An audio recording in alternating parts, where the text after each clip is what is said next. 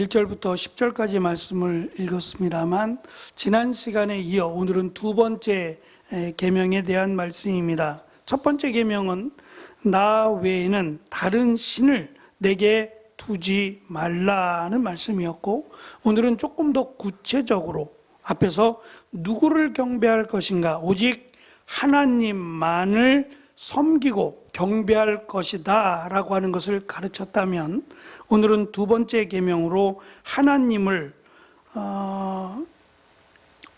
어떻게 경배할 것인가에 대한 설명이라고 할 수 있을 것입니다. 하나님의 형상이라고 하는 것은 사실 우리가 눈으로 보여지지 않아요. 한 번도 하나님을 만난 사람이 없어요. 그러니까 만났다라고 말은 하지만 그 만남이 소리를 통해서 우리에게 말씀으로 전해지지, 하나님을 직접 눈으로 확인하여 우리가 그림을 그릴 수 있거나 어떠한 형상을 만들게 보여주신 적이 없어요. 그리고 하나님은 그 어떠한 형상가 만들어진 모습인데 그 모습을 갖고 계시지 않아요. 아이들을 키울 때 아이들이 이게 엄마 아빠라 그러면서 그림 그려준 적 있죠? 어떠시던가요? 인호가 엄마 아빠라고 그림 기억나세요? 너무 오래됐어요? 강건이하고 은총이가 엄마 아빠예요 라고 하면서 그림 그려준 적이 있어요? 너무 오래됐나요? 그 그린 그림이 야, 참 잘 그렸다. 아마 그렇게 말씀하셨을 것 같아요. 야, 참 잘 그렸다. 진짜로요? 만약에 우리가 돈을 들여서 한번 저를 그리고 싶어요. 제가 나를 그릴 수는 없으니까 그리고 싶어서 돈을 많이 주고 저를 그려달라고 부탁을 했어요. 전문가에게 부탁을 했는데 그 그림이 마치 아이들이 어릴 적에 그린 그림과 같다라고 하면 어떠시겠어요? 아이들이니까, 사랑하는 아이가 그렸으니까 예쁜 거고 잘했다라고 칭찬하겠지요. 전문가가 비싼 돈을 들여서 전문가가 그림을 그려줬는데 원숭이 같이 그렸다면 이것에 대해서 화를 낼 게 분명해요. 지금 제가 잠깐 설명을 드렸지만 우리가 하나님을 만약에 그림으로 그리거나 형상으로 만든다면 만들 수 있겠어요? 하나님답게, 정말 하나님스럽게 그림으로 그리거나 하나님답게 형상으로 만들 수 있을까요? 뭘 그려도 뭘 만들어도 하나님처럼 그릴 수 없고 만들 수 없어요. 불가능해요. 그러니까 아예 만들지 않는 것이 나은 거예요. 이것이 하나님입니다 라고 만들어 놓으면 하나님이 되겠냔 말이에요. 그러니까 이 만들다라고 하는 그 마음 안에는 내가 다스리려고 하는 마음이 있어요. 예를 들면 내가 원하는 것을 들어주지 않아요. 내가 만들어 놓은 우상인데, 누가 만들었든지 사람이 만들어 놓은 우상이 있는데 이 우상이 내가 원하는 걸 들어주지 않아요. 나에게 도움이 전혀 안 된다 그러면 만족하시겠냐 말이에요. 화가 나면 이거 없애버리고 부셔버리고 또 다른 것을, 결국 그 안에는 내가 다스리겠다, 내가 조종하겠다라고 하는 마음이 있단 말이에요. 그래서 오늘 말씀 가운데 하나님이 구체적으로 3번에 걸쳐서 하늘에 있는, 땅에 있는, 땅 아래에 있는 그 어떤 것으로도 만들지 마라 라고 말씀하셨어요. 그냥 만드는 게 목적이 아니라 그것을 신으로, 우상으로 섬기는 것을 결코 하지 말라고 말씀합니다. 첫 번째 계명이 누구를 경배할 것인가에 대한 정의를 내려주었다면, 지금 우리가 읽은 두 번째 살펴볼 제2계명은 어떻게 우상을 만들지 않으므로 하나님을 경배할 것인가를 제시하는 보다 한 단계 더 나아간 계명이다라고 볼 수 있습니다. 당시에는 말씀드린 것처럼 여러 가지 다양한 짐승들의 특징이 있어요. 동물들의 특징이 있죠. 하늘을 나는 새, 그 새를 바라보면 난다라고 하는 것에서 인간보다 나아요. 또 어떤 짐승은 힘이 인간보다 훨씬 더 센 그런 힘을 가진 동물들도 있어요. 또 물에 사는, 바다에 사는 물고기는 또 어떠겠어요? 종류가 다양하죠? 물고기에서, 그러니까 바다에서 사는 여러 가지 동물들도 다양한 그런 기능과 능력을 가지고 있어요. 덩치가 큼에도 불구하고 물속에 뜨기도 하고 또 물속에서 살기도 하고, 그러니까 그런 것들을 바라보면 인간보다 훨씬 더 뛰어나다. 사람이 물속에 사는 것은 상당히 제한적이잖아요. 물속에 들어가서 살 수도 없고, 그런 인간과 비교했을 때 인간보다 나은 그런 능력이 있단 말입니다. 하늘에 있거나 땅에 있거나 땅 아래 물속에 있거나 다 마찬가지죠. 이러한 것들을 마치 신으로 섬겨왔어요. 그래서 신의 종류가 굉장히 많았어요. 근데 이 다양한 신들을 섬길수록, 그러니까 많이 섬길수록, 신이 많으면 많을수록 어떻겠어요? 좋겠어요? 나쁘겠어요? 우상을 섬기는 자들의 특징입니다. 신이 많으면 많을수록 더 좋겠죠. 그 신들의 보호를 받거나 그 신들이 나에게 도움을 주리라고 생각하니까 신을 많이 섬기면 섬길수록 나에게 더 많은 힘과 능력을 준다고 생각해 왔어요. 이것이 어리석음이라는 거예요. 그런데 그 대표적인 나라가 바로 애굽이었다고요. 왜냐하면 애굽은 당시에는 그 나일강이 자주 범람했어요.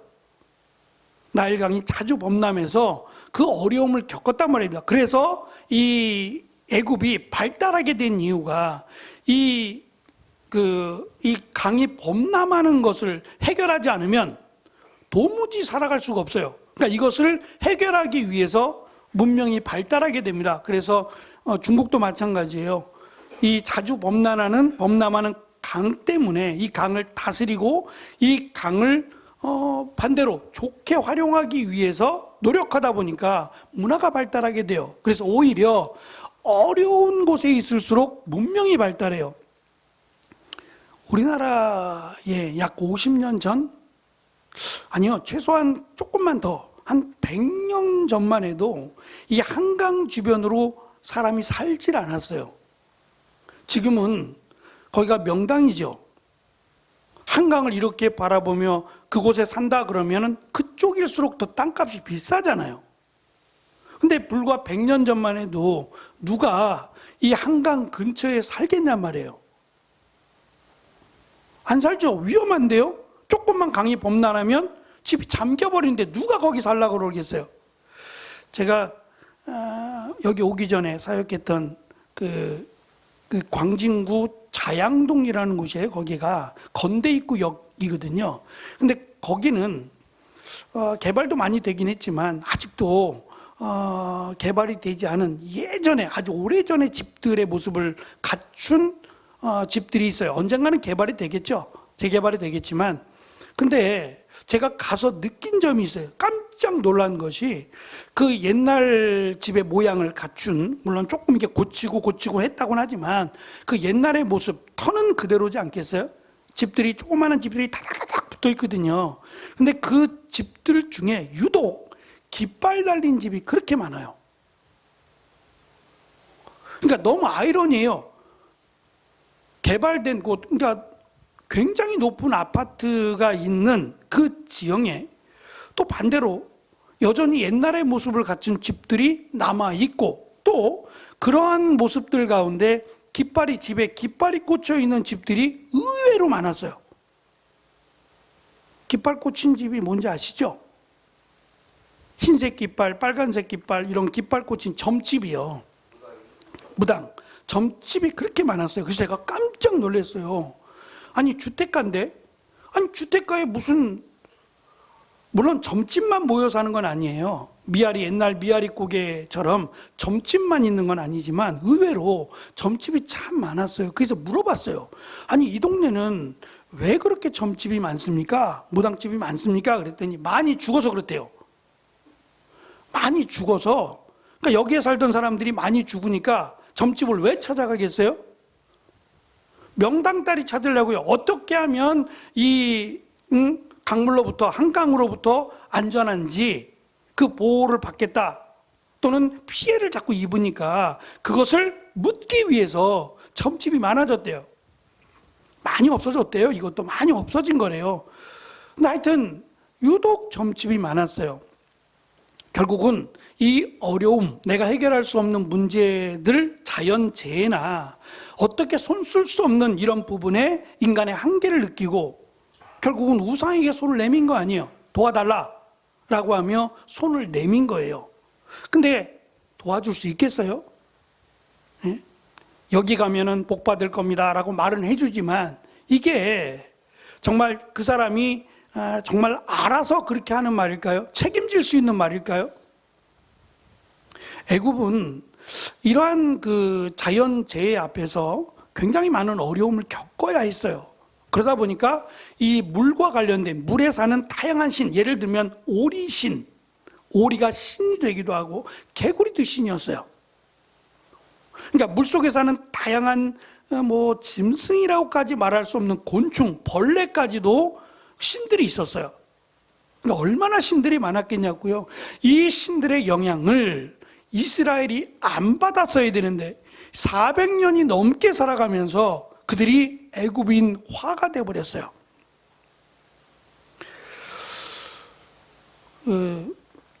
한국 예능 프로그램 중에 지금도 하나 모르겠어요. 한국은 처음이지, 어서와 한국은 처음이지 라고 하는 프로가 있어요. 뭐 제가 어디 사는지도 잘 모르겠고 뭐 즐겨보는 것도 아니에요. 근데 간혹 이렇게 틀다가 보게 되는데 외국인들이 한국에 처음 오면서 겪게 되는 자충우돌 이런 것들이 좀 재밌기도 하고 또 한국에 대한 소개를 받고 왔지 않았겠어요? 그냥 막연하게 온 것이 아니라 한국 문화를 접하고 K-팝 문화라든지 한국 음식에 대한 드라마를 통해서 그런 것들을 봤대요. 그래서 이제 하나씩 목록을 적어와요.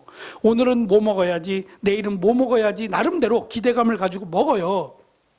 근데 제일 그래도 한국을 대표할 수 있는 음식이라고 하면 김치잖아요. 근데 김치가 맛없다 그러겠어요? 맛있다 그러겠어요? 김치를 먹어본 사람들은 한국에 다양한 김치가 있지만 맛있다 그러니까 그 맛있다는 김치를 먹어보기 위해서 어느 식당을 가도 김치는 나오니까 김치를 딱 나오면 김치를 먹어요. 그럼 어떨까요? 한국에 처음 와서 김치를 딱 먹으면 그냥 일반적인 김치예요. 맵죠? 그러니까 이 맛있다는 것에 대해서 이제 혼란이 오는 거예요. 자기 입맛에는 맵고 맛있다라는 느낌보다는 이걸 왜 먹지라고 하는 느낌이 오는데 맛있다 그러니 이제 혼란이 오는 거예요. 뭐가 맛있는 거지? 이게 왜 맛있다 그러는 거지? 라고 혼란을 겪어요. 그리고 나서 시간이 조금 지나요. 한국 음식들은 대부분 보편적으로 조금씩은 매워요. 그렇지 않은 것도 있지만 보편적으로 조금씩 이 정도에 따라 다른데 조금 맵단 말입니다. 외국인들이 먹기에는 맵다고요.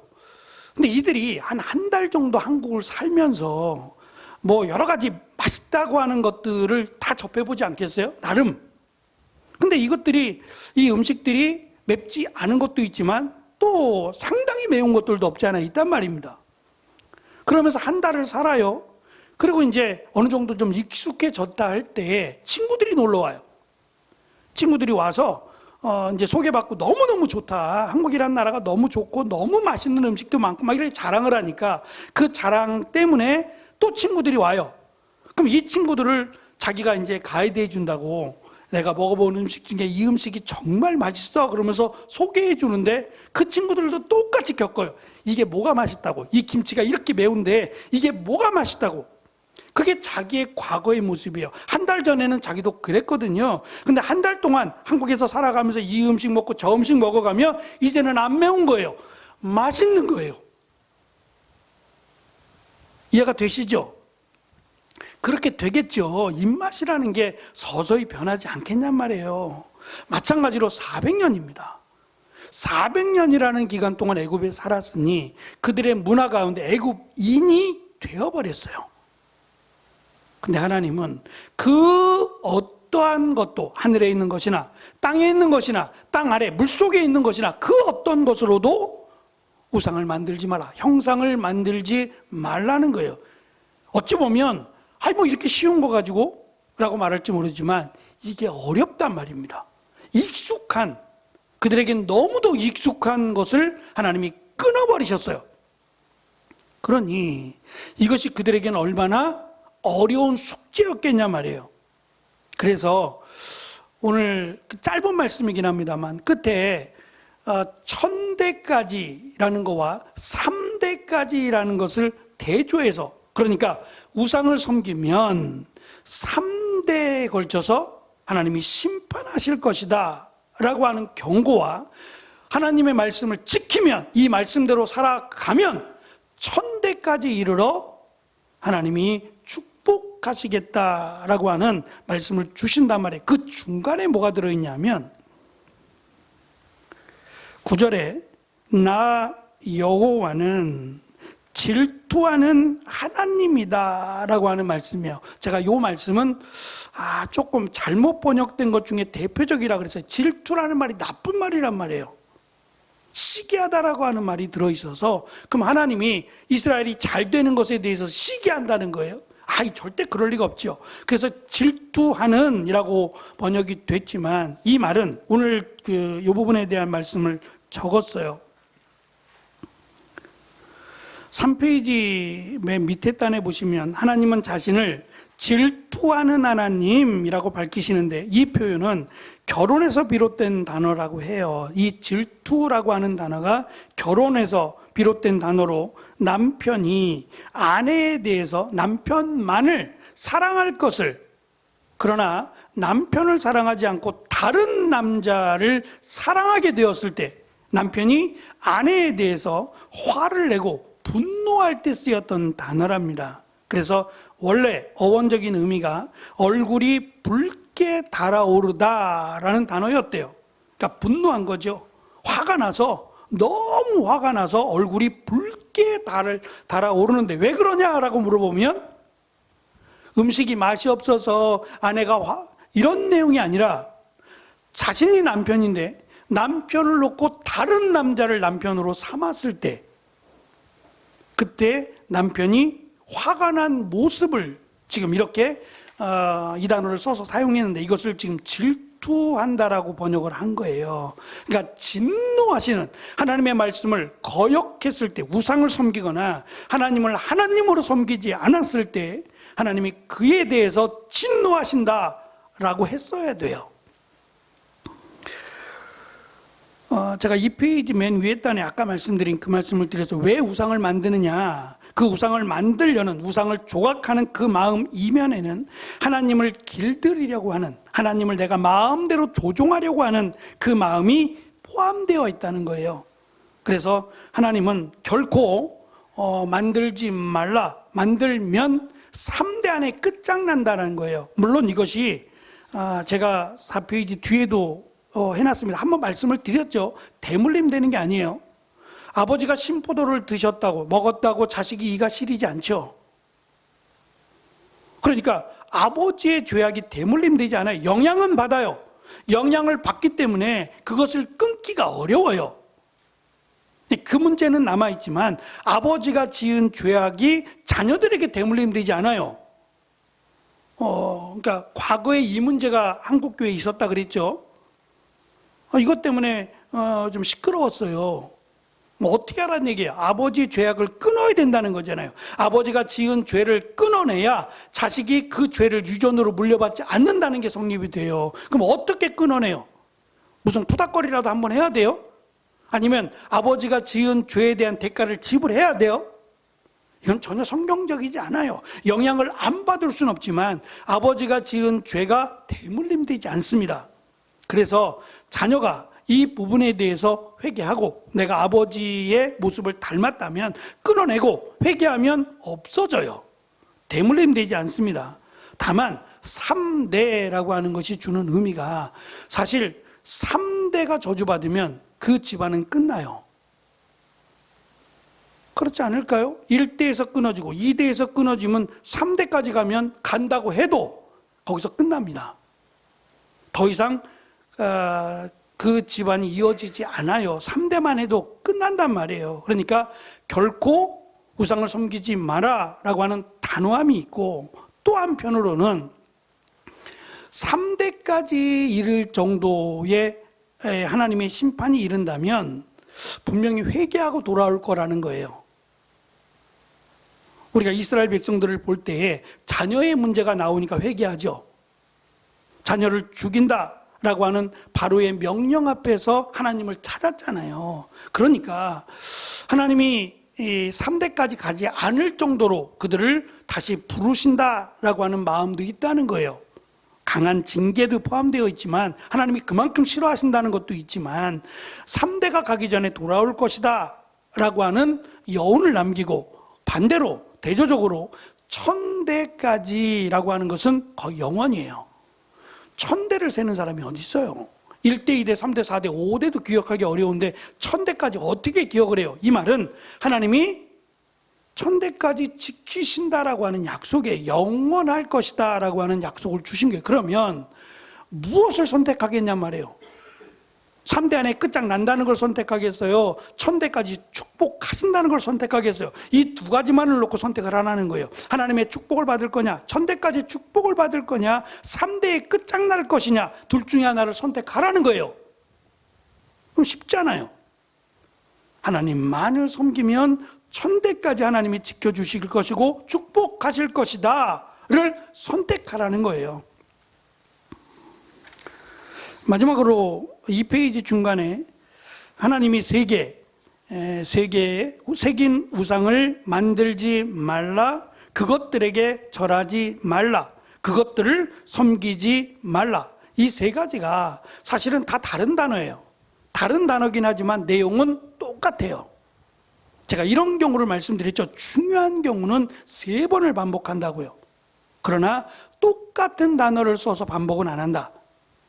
예를 들면 보통 우리가 단면적으로 보기도 하지만 입체적으로 보는 경우, 예를 들면 사람이 보는 시선에 한계가 있어요. 우리가 보는 거는 앞만 보지만 사실 옆면도 봐야 되고 또 아랫면이나 윗면도 봐야 돼요. 그래야 정확하게 무언가를 볼 수 있죠. 그냥 앞에서 본 것만으로 전체를 보았다고 말할 수 없잖아요. 그럴 때 다양한 방법으로, 예를 들면 항상 기뻐하라, 그 다음에 쉬지 말고 기도하라, 하나 더 범사에 감사하라 라고 하는 것이 그냥 한쪽 면으로 기도만 하면, 기도만 해도 돼요. 그러나 기도만 하는 것이 끝이 아니라 기뻐하고 감사하는 것이 연결이 되어 있어요. 물려 있다고요. 기도는 하는데 기쁨이 없어요. 기쁨은 있는데 감사가 없어요. 이건 온전하지 않다는 거예요. 기도하는 것과 기뻐하는 것과 감사하는 것이 하나로 연결되어 있어야 진정한 기도, 기쁨, 감사가 된다라는 것을 이렇게 강조하시는 거예요. 그러니까 아예 만들지도 마라. 그리고 그것에 절하지도 말고 섬길 생각도 하지 마라 라고 하는 3번을 반복해서 절대 그것이 이루어지면 안 된다라는 것을 강조하시고, 한 가지 더 우리가 의미 있게 살펴야 될 것은 3번째 단락입니다. 하나님은 우상들에게서 자유하게 하기 위해서, 수많은 애굽의 우상들로부터 자유케 하기 위해서 이스라엘을 애굽에서 출애굽시켜 주셨어요. 물론 그들이 행한 일들이 하나님 앞에 죄가 되기 때문이기도 하지만, 또 한 이면으로 보면 하나님이 그 수많은 우상들의 숲에서 이스라엘을 자유케 하기 위해서 출애굽시켜 주셨는데, 다시 우상을 만든다면 애굽으로 돌아가는 거잖아요. 애굽의 모습으로 되돌아가는 거잖아요. 그러니까 그러한 일이 있어서는 안 된다. 하나님이 그 우상들의 소굴에서 건져주셔서 오직 하나님만으로 충분하고 하나님만 섬기게 하나님이 명령을 주셨어요. 그러면 정말 이 명령이, 이 말씀이 진짜냐, 그대로 이루어지냐를 보면 돼요. 보면 돼요. 저는 이것을 신앙이라고 생각해요. 하나님의 말씀의 능력은 우리가 이대로 살았을 때 드러나요. 하나님의 말씀이잖아요. 지금도 살아 계신 하나님의 말씀이니까 하나님 말씀대로 살았을 때 하나님의 말씀의 능력이 드러난다고요. 근데 말씀은 아는데 이 말씀대로 살지 않으면 이 말씀의 능력이 나타나겠느냐 말이에요. 그래서 하나님은 지금 일대가 못 가는 거잖아요. 40년을 광야로 돌게 되니까 결국 거의 일대도 못 가서 무너지는 거예요, 이스라엘은. 그러니까 일대만이라도 지켰더라면 이대가 어떻게 될 거냐를 봐야 되는 거예요. 근데 이대가 가기 전에 이미 일대에서 무너져 버린 겁니다. 그래서 우리가 1절부터 다시 읽은 이유가 3절 때문이에요. 이 십계명에 대해서 출애굽기와 다르게 신명기에서 지금 모세가 다시금 강조하는 내용이 뭐냐면 3절입니다.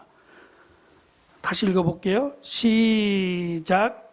우리 조상들과 맺으신 것이 아니라 우리와 맺으신 것이요 오늘까지 여기에 살아있는 우리 모두와 맺으셨소. 이 계명은 이스라엘 백성들이 출애굽해서 얼마 안 돼서 주신 거잖아요. 그러면 지금 이들이 아니라 이들을 조상들, 부모에게 주신 거예요. 그렇죠? 근데 이들이 이 말씀을 어겨서 광야에서 다 죽었단 말이에요.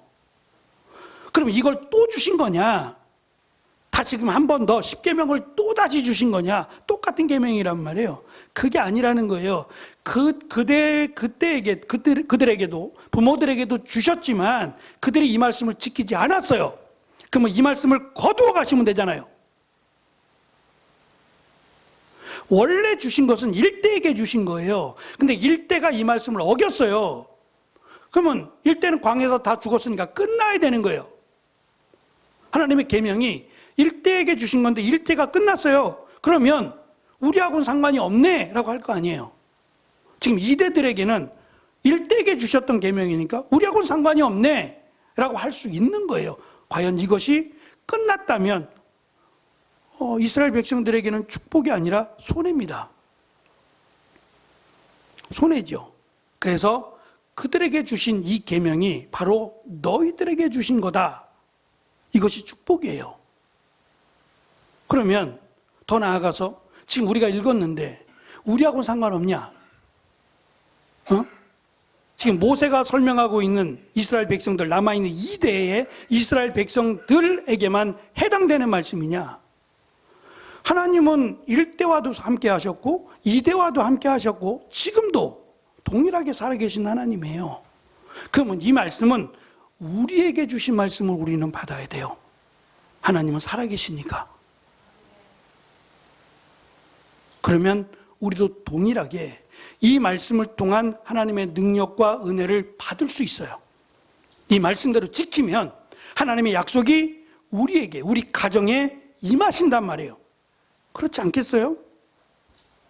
율법이 변해요. 변한 것은 더 업그레이드가 되는 거예요.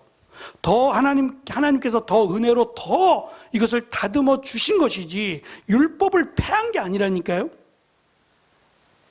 예수님을 통해서 율법이 우리에게 더 은혜로 다가오게 된 거지 율법만으로 구원을 받지 못해요. 그래서 율법을 업그레이드해서 계명으로 우리에게 주신 것이지 율법이 사라지는 게 아니에요.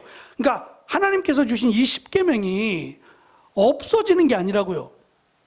이 십계명은 우리의 신앙의 근간이 돼야 돼요. 그래서 하나님만을 오직 유일하게 하나님만을 신으로 여호와 하나님으로 섬겨야 됩니다. 이거는 이 세상이 멸망하기까지 예수님이 다시 오실 때까지 그대로 지켜질 겁니다. 그러니까 그만큼 우리가 이 말씀에 대한 중요성을 가지고 지금 모세가 너희들에게 주신 것이다 라고 한 이유를 알아야 돼요. 그러면 우리도 나에게 주신 말씀이다, 우리에게 주신 말씀이다로 받아야 됩니다. 그래야 여기에 은혜가 있어요. 과거의 말씀이 아니라 지금 나에게, 우리에게 주신 말씀으로 우리는 받아야만 합니다. 그래서 이 단어가 히브리어 단어로 미완료형이에요. 완료가 되지 않았어요. 하지 말라라고 하는 것이 끝나지 않았다고요. 완료가 되지 않은 미완료 동사를 썼단 말이에요. 그러면 언제까지냐? 예수님이 다시 오실 때까지 이 계명은 유효한 겁니다. 그대로 우리에게 주신 그리고 우리의 자녀들에게, 후손들에게 주실 동일하신 하나님의 약속이자 명령이다라고 우리는 받아야만 합니다. 어쨌든 우리는 첫 번째 계명, 누구를 경배할 것인가에 이어서 어떻게 경배할 것인가에 대한 말씀을 두 번째 계명으로 나누었습니다. 답은 하나님만 섬기고 하나님만 믿으라는 거예요. 한 가지 잠깐 제가 예를 하나 들었어요. 이 페이지 아랫단입니다. 만일 십자가 목걸이나 뭐 십자가의 어떤 그 형태가 단순히 예수님의 생애와 사역을 기념하는 상징을 넘어서서 그 자체에 어떠한 신비한 힘이 있다는 생각으로 그 앞에서 특별한 예식을 행한다면 우리는 이 계명을 어기는 게 돼요. 예를 들면 십자가 목걸이를 내가 해야만 마음에 안정이 온다. 그리고 십자가 목걸이를 해야만 사탄이 나에게 가까이 온다라고 하면 우상이 돼요. 그냥 십자가일 뿐이에요. 그리고 이 십자가를 통해서 예수님이 십자가에 달려 돌아가셨다라는 것을 기억하는 데 도움이 되면 그건 유익해요. 근데 이거를 내가 붙들고 있어야만 마음의 안정이 되고, 심지어는 기독교는 그런 게 없는데 이 가까운 뭐 가톨릭만 해도 이게 돌리는 게 있어요. 이게 팔찌같이 생겨가지고, 염주는 불교에서 말하는 거고요. 그런 거 비슷해요. 근데 이거를 하나씩 돌려가면서 해야 되고, 또 이것을 가지고 있어야 마음이 안정이 된대요. 그래서 제가 가끔씩 이제 중고 물건을 볼 때 성경책이 중고로 나올 때마다 마음이 참 불편해요. 성경책, 예를 들어서 옛날 성경, 고전에 대한 뭐라 그래야 되나, 예전의 물건, 희귀한 물건을 이런 걸 내놓기도 않겠지만 그런 게 아니라 새 거예요. 한 번도 사용하지 않아서 선물 받았다는 얘기예요. 교회에서 새로 오신 분들에게 성경책을 선물로 주기도 하잖아요. 예? 근데 이게 싸지 않단 말이에요. 요즘 성경이 꽤 비쌉니다. 근데 이 성경을 내가 받았는데 필요 없다고 느끼는 거예요. 교회를 안 나갈 거니까. 예? 아니면 이 교회를 안 가고 다른 교회 가면 또 주잖아요, 성경책을. 그래서인지 모르지만 한 번도 안 썼대요. 박스 그대로 해가지고 성경책을 팝니다. 해가지고 저렴한 가격에. 그거 볼 때마다 좀 씁쓸해요. 이게 팔 물건인가 싶긴 해요. 근데 또 간혹 가다가 천주교를 다니시는 분 같아. 성당을 다니시는 분인데 그 무슨 돌인데요. 이 돌인데 뭐가 좀 새겨져 있어요, 이 돌이. 근데 이 돌을 판대요. 이 돌이 얼마나 큰 건지 모르겠는데 2만 원에 판대요. 돌 하나인데 이게 뭔가 있는가 보다. 근데 제가 한 번도 그 마리아 상 있잖아요. 마리아 이렇게 상으로 만들어진, 석고로 만들어진 거 있거든요, 요만한 거. 그 마리아 상을 판다는 거 못 본 것 같아요. 아니, 중고 물품으로 판다는 거. 내가 갖고 있는 마리아상을 팝니다. 이런 것도 한 번도 못 본 것 같아요. 근데 성경책은 팝니다가 곧잘 올라와요. 좀 볼 때마다 안타까워요. 이 진짜 나를 천국으로 인도할 무엇과도 바꿀 수 없는 하나님의 말씀을 중고로 팝니다라고 하는 것이, 이거를 내가 이제 핸드폰으로 보니까 더 이상 필요 없다고 여기는 건지, 인터넷으로 다운받아 보기도 하고 이렇게 보니까 더 이상 책은 안 보이니까 나에게는 필요 없다고 생각할까요? 그래도 이거를 판다는 게 좀 씁쓸하기도 하고 안타깝기도 해요. 어쨌든 하나님의 말씀을 우리가 성경책을 우상으로 삼는 사람은 없을 거예요. 하나님의 말씀을 읽음으로 마음이 평안해지고 말씀을 읽음으로 나에게 은혜가 되고 이런 것이야 얼마든지 좋지만, 자칫 이것을 만약에 내가 갖고 있으면 사탄이 나에게서 물러가고 만약에 이렇게 생각한다면 그것도 위험할 수 있다라는 생각을 가져요. 차라리 없는 게 낫겠다. 차라리 없는 게. 그래서 그 어떠한 형상도 하나님을 대체할 수 없다.